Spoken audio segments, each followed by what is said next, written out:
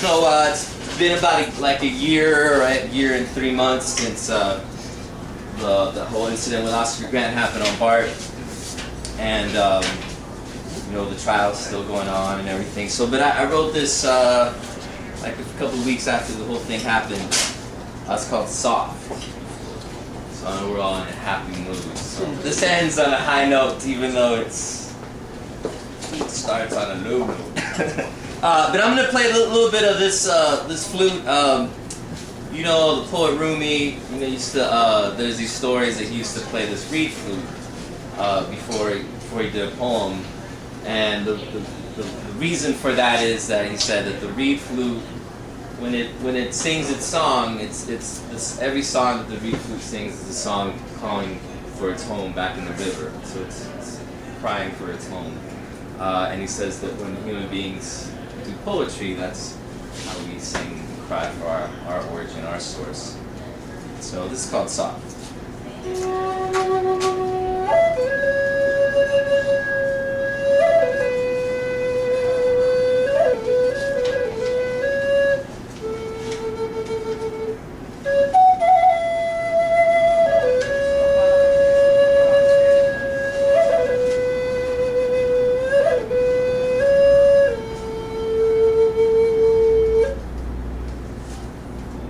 Can I get a witness? Can I get a minute to take another hit?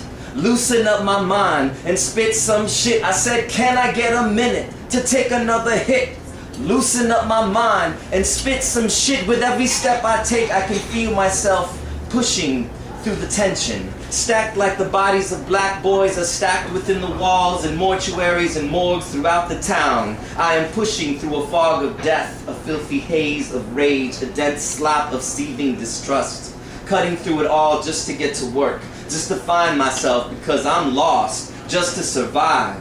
I can feel myself diluting into the nothingness of sparks flying, into the wet of 10 trillion tears, 5,000 years of flight through time and space. All is written on your face that spoke like the passing clouds speak of lightness and flow. Your face that now forever smiles back at us. You holding your daughter, you coming home, you young and soft because you were soft, as we are all soft. When pressed against the pavement, when hog-tied by life, when handcuffed to the pain, when the almighty knee of poverty is pressed against our back, when weights are stacked and bones are cracked, we are soft. So soft when it comes down to it. When the bullets of our worst fears so endlessly ricochet within us until the last ripping through our lungs leave us all utterly speechless.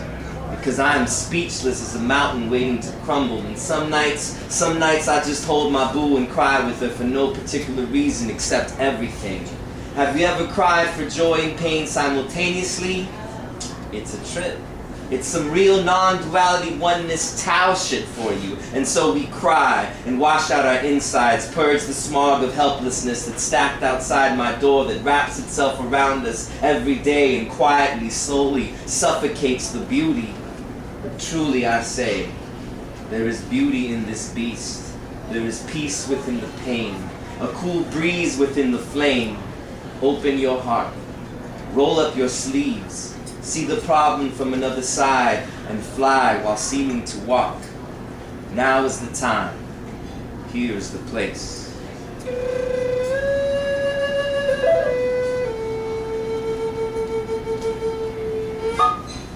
Yes, all right.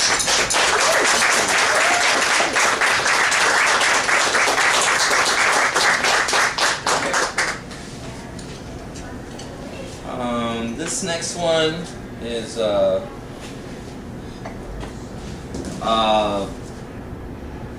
it's called Women. There's women I've held and been held by. There are women I have held and been held by. So you know, like as a poet, right? Like I've written a lot of like love poems to women that I'm trying to like impress something, right? But like for this poem, I wanted to just write more of a poem, not just for like girls I want to sleep with, but like all the sort of feminine energy in my life, like my mother, friends, or just that sort of disembodied feminine energy. So that's what this ended up being. It was like this. There are women I have held and been held by, like the patches of sky I remember her by, and the sweetness of her teenage lips, like islands of sweet bliss in the languid sea of memory. At 16, a driver's license took me to desert towns where coffee-colored girls with eyes as big and dark as the desert night still swallow my heart and soul in the brief moments when I closed my eyes and all we ever did was hold hands and kiss under a half-lit moon, long past both our curfews, but the sweetness of her skin and the smell of her hair and the feeling of our soft bodies pressed against each other still makes me long for the infinite potential of my long-lost virgin days. Surely you all know what I speak of. Because there are women I have held and been held by, like there are moments so perfect and timeless that you melt even in the memory of their magic. Moments of such infinite beauty and truth that we live them repeatedly, circling back one life after another, just for the experience of those brief moments of eternity. There are women I have held and been held by, cuddled in my mother's lap, her arms enveloping me, pressing me against her breast, such warmth and safety there.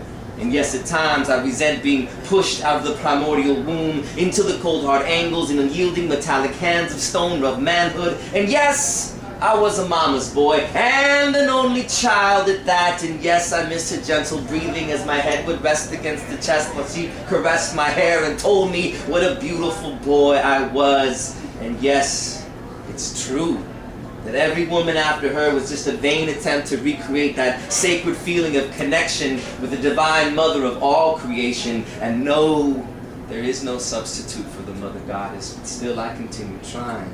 Because there are women I have held and been held by. My heart melted in her hand like putty. Her name was Candy. When I kissed her in '87, it really was just like heaven. And when LL sang aloud, I sang along just as proud, talking about I feel good, whoo, about Candy.